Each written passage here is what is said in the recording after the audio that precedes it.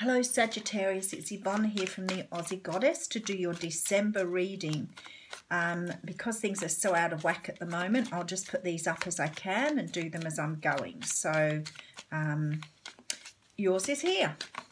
Happy December and Merry Christmas and Happy New Year, depending on how you celebrate that time of the year.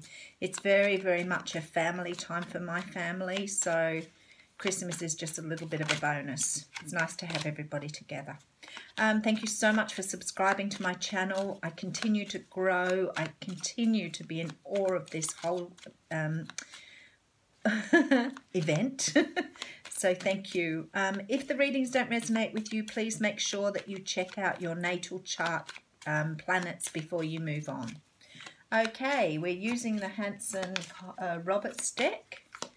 I've got a bit of a shine. I'm in a different room, so you may notice that you've got a bit of a different view. You're in my office. I decided to move the readings in here. But it's extremely, the cards are very shiny, so I have to get some new lighting. But it's all on the list.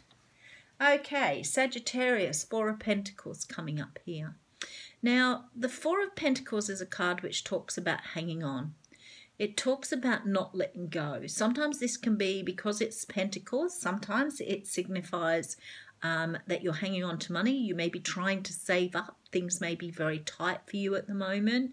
With Christmas coming up, some people find it extremely difficult. So in December, you are being very cautious with your money. There's always the lecture there about, understanding that money is energy, and if you hang on to it, it can't flow. But for some of you, it's really hard to do that. The other thing this can talk about is hanging on to things that you should let go. So memories, hurt, pain, things that are very difficult to be able to let go. And this could be any one of those things for you, Sagittarius. Okay, so the first card we have coming out is the Seven of Swords. Now, I say every time I see this card, it gets a real raw deal because people call it the thief card. And it's about stealing. And every time you see a 3 card, it's about a 3-party relationship. Well, I don't see this card quite the same when it comes out because I've seen it come out when people have had to leave their partners in the middle of the night. They've had to sneak away, pack up their things. I've seen it when people have walked away from jobs where they've been bullied and they've walked away with some of their, thoughts and ideas still intact, and they've left behind some of the crap they don't need anymore. So there's a million and one reasons this card comes out. It's very diverse. So very hard to say at the moment until we see what's around it. And it could be a sneaky card, who knows? So the next card we have out is the Queen of Cups. Now, the Queen of Cups is a water sign, generally. She can be a Scorpio, Pisces, or Cancer. But the other thing she talks about is a mother. She could be your mother. She could be the mother of your children. She's also incredibly intuitive. So sometimes she might be a psychic or a counsellor or someone who works with you to relieve some sort of issues or pain. Okay, and then we have the Page of Cups. Now, the Page of Cups is the youngest one in the suit of the cups, so he's a very young page. This card can very often signify Pisces because he's got the fish in the cup, but he's here with an offer of love. It's only something small, but sometimes it can be like the conception of a child. It can be, a goodwill from a friend, but it's like a... it signifies something to do with love. Sorry, my words aren't coming out today. And then we have the Knight of Swords. Okay. So the Knight of Swords is, he's a pretty fast-moving knight, but the one thing about him is he's very reckless, and he often comes in and speaks things without really thinking about what he's saying because he's not a mature person, and he sometimes blurts out things. So he can be a bit cutting with his words because he's rushing in, and sometimes it can be about making an apology, but he might bungle that up because he's not as mature as he needs to be. Okay, we'll keep going. I'll put on a couple of more and then I'll give you a recap. Okay, so we have the Strength card here. Now, the Strength card talks about taming your inner demons. See, she's tamed this lion. Look, he's very cuddly and beautiful. And she's doing it with ease. And I love that she has the sign of infinity over her head. This is you taming, you know, those things within you that perhaps weren't the best things to have on your side. Sometimes it's about taming like your ego, or taming your darkness, your shadow side. It's about you building your strength as a person, understanding what you're capable of.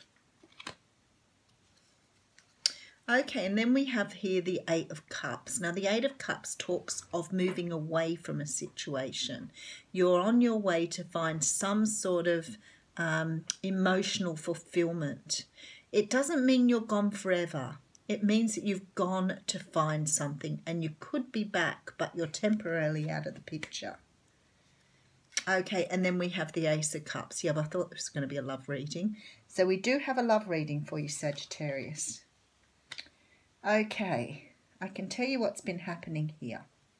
I feel like some of you are very dissatisfied with your love life. Maybe you don't even have one. Maybe it's non-existent.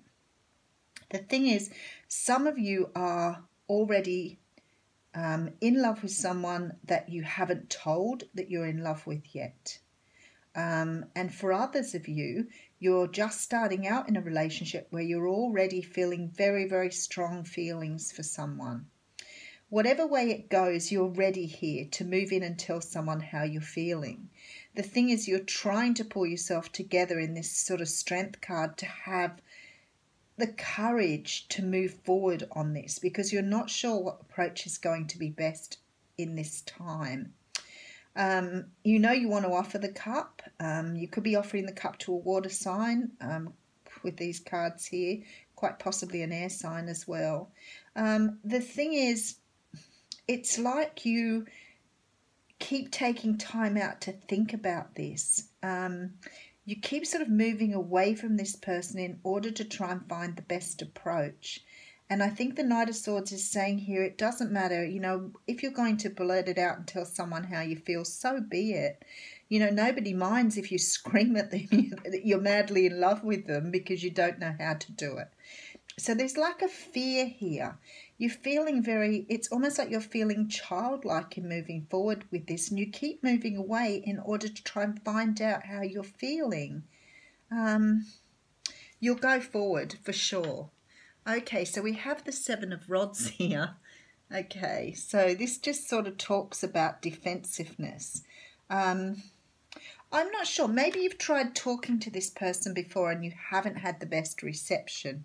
Maybe it's too early in the piece. With this page here, maybe you're trying to approach it too early. Maybe it's time to just wait off a little bit and move back with this Eight of Cups until you've started to realise. I think you've fallen really madly in love with this person and you want to get things moving, which is fantastic. But if you come bowling in like this Knight of Swords here, you might just be a little bit full on for someone. And I think that's what you're worried about. Okay, and then we have the Knight of Rods here. Now, this is a much better approach. Knight of Wands approach. The only thing is with the Knight of Wands, okay, you could have had a one-night stand with this person. You could have had a bit of a fling with this person. And now you've realised you're in love with them. I see. Okay. You snuck away in the night here. That's what that card's all about. I think that some of you had a bit of a fling with someone.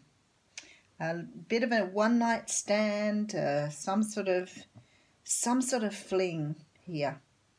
And I feel like you moved away from this person and didn't realise how they were going to tug on your heartstrings. And now you're trying to pluck up the courage to go back and say, you know I rushed in and out on you. You may have ghosted this person. You've moved away from them, and now you want to go back and tell them that you actually fell in love with them. It's a really beautiful reading, but you're having so much trouble here trying to pluck up the courage to do this. See, it's someone from your past. It's someone from your past. You could have known this person, or this could have happened a long time ago, and now you're trying to put it right. It could be that you knew this person in your childhood and maybe you had a bit of a fling with them back then, not as a child, sorry, but you had some sort of encounter with them when you were younger. And now you want to go back and tell them that you're in love with them. So that's what that's all about. The thing is, you can go backwards and forwards here in this Eight of Cups energy all you like. But at the end of the day, you're just better off coming in and doing this. Seriously, you are. You're better off running in, blurting it out and wearing the consequences. If you've done the wrong thing in the past, well, that might mean you have to apologise here. But at the end of the day, if you're in love with someone, you can't keep that to yourself. You have to talk that. Okay, that card wants to come out. Okay, so we have the card of the Fool. Funny that. Have the courage to embrace change, take risks, be adventurous. So Sagittarius, take a risk, get in there, speak your truth, tell someone how you're feeling. Doesn't matter what you've done in the past, fix it. Say sorry. Have a wonderful December. What a great Christmas present. Thanks.